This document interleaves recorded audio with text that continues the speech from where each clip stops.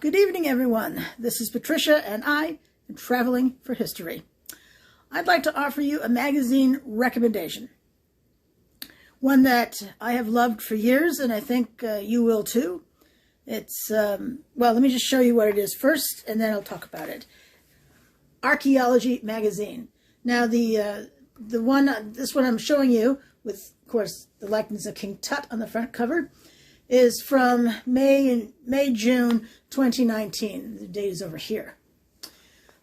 So one thing I like about this magazine is pretty simple. The address label is a sticker that you just easily peel it off. You can then, retape it to something else and, put it through the shredder or scrunch it up and throw it away if that's what you prefer. So really easy to deal with, so people can't see who you are or your address or anything like that. That's fantastic, particularly if you can offer it as a recommendation. Look at how gorgeous the full color cover is. That's just fantastic. So glossy. It's almost a little hard for you to read it, I suppose. And it's backwards to me looking into the camera right here. So, oh well. But the topics, let's see, from 2019, a new look at Tut's tomb, maps of the ancient world. I mean, clearly I love ancient history. That was my primary target when I was in college, was ancient history. Early England's most powerful monastery, riches of a Dead Sea oasis. Those are the main topics. They tell you, those are the large ones here. Those are the main topics in the magazine. But you also have plus Maya beekeepers, Roman soldier graffiti, medieval Sicilian hitman, Chinese quote-unquote elixir of immortality. And then there's a whole bunch of other stuff in here as well, including letters to the editor and the world roundup of archaeology, which I'm going to share with you some of those tidbits. Now, if you've been watching my videos for any amount of time, and why wouldn't you be? Which reminds me, please subscribe. Subscribe to my channel. Once you subscribe, click on the notification bell, and you'll be notified each and every time I upload a brand spanking shiny new video just for you. Which, as of March, what's the date? 27, 2022, is still every doggone day of the week. I can't help it. I love what I do. So, all right, back to Archaeology magazine. So if you've been, you've been watching my videos, then you know that I grew up in the 1970s. Let's be clear, 1970s. Don't let the gray hair fool you. Back then it was pretty unusual to have color photographs in a book or a magazine. And I know that's really common nowadays. It's been common for quite a long time now, but I still get excited when I see in a magazine full color photographs. It warms the cockles of my tiny little heart. So, I mean, they already dazzle us with the front cover, do they not? I mean, look at that golden mask. Solid gold, by the way. The King Tut's mask is actually solid gold. I think they said it was 25 pounds or 28 pounds, something. Wow. When I saw the show back in, I think it was 2018. I think it was 2018 in Los Angeles, California. That golden mask, as well as King Tut, are now too fragile to travel anymore. So, again, didn't get to see that, but the rest of the wonders were amazing. And, all right, what else in here? So let me show you some of the beautiful color photos in here. Because unless it's an historical photo, which would be in black and white, it's going to be in color. And so, for instance, China's hidden city.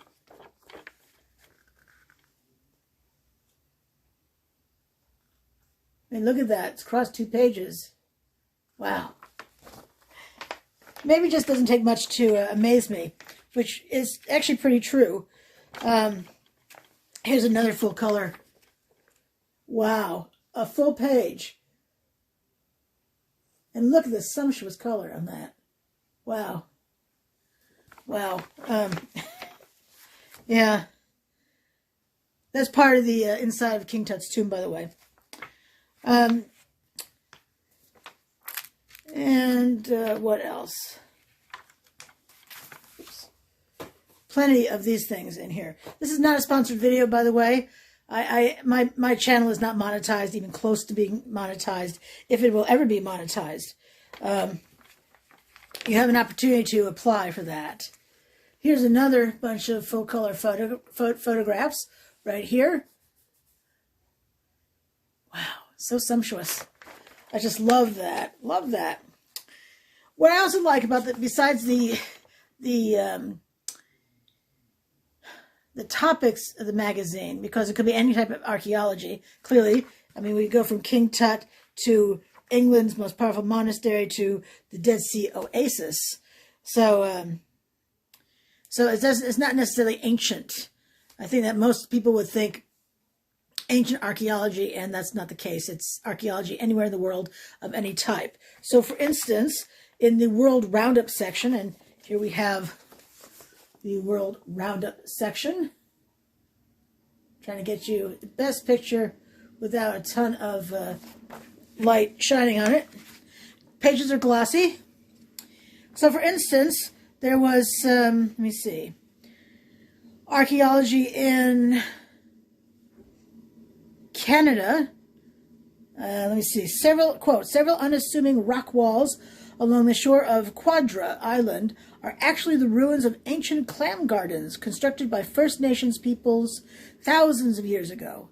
The walls were erected within intertidal zones to create sandy terraces, ideal habitats for shellfish such as littleneck and butter clams.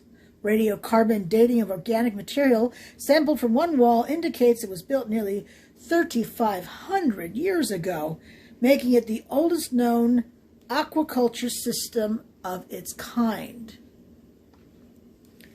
In South Carolina, that's in the U.S., a piece of Charleston's history was revealed when construction workers encountered a section of the city's colonial defensive network. Charleston was one of the most heavily fortified English colonial cities in America. Its defenses offered protection against potential Spanish and French attacks. Construction began on a red brick wall along the city's waterfront in the late 17th century, but the structure was dismantled after the Revolutionary War. Very few traces remain visible today. And then if you're thinking archaeology, like I think most people think of it, Guatemala. Divers have found, quote, divers have found hundreds of intact Maya artifacts lying 500 feet underwater in Lake Petén Itzá. I hope I pronounced that correctly. The objects, which include ceramic bowls, incense burners, obsidian knives, and musical instruments, were likely thrown into the lake during ritual ceremonies.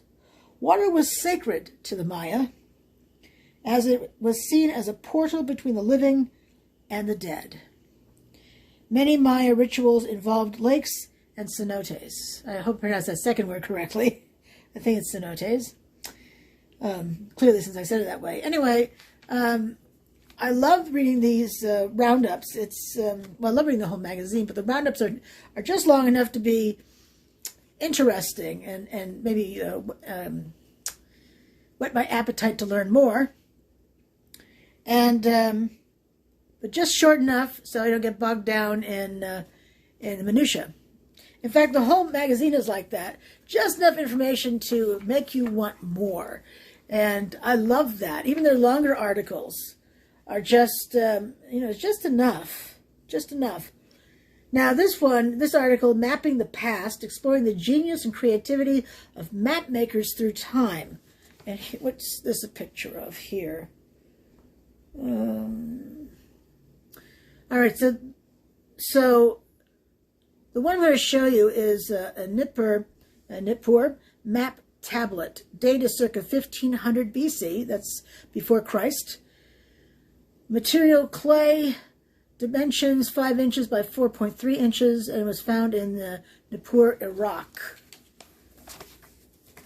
So that's this right here, that's a map.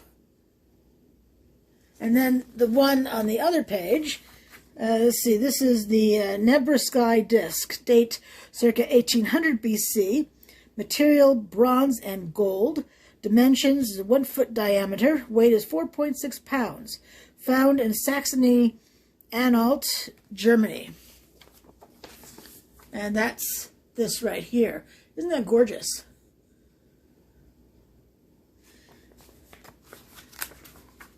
Anyway, this is a fabulous magazine. And when you read it too, I mean, I'm guessing most of us have read, oh well, if we've taken history classes, and they are required to some degree in regular public school, which I attended in public school, some history courses are indeed required.